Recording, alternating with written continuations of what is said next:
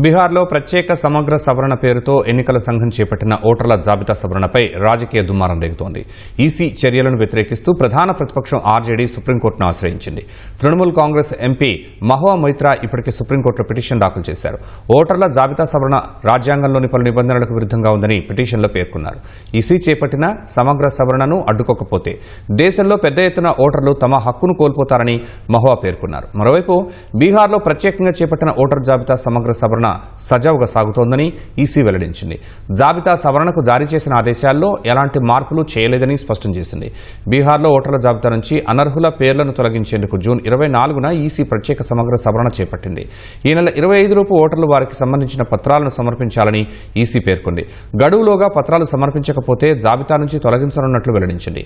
ప్రత్యేక సమగ్ర సవరణ నిబంధనలను చదవకుండా ఆరోపణలు చేసేవారితో జాగ్రత్తగా ఉండాలని ప్రజలకు ఈసీ సూచించింది.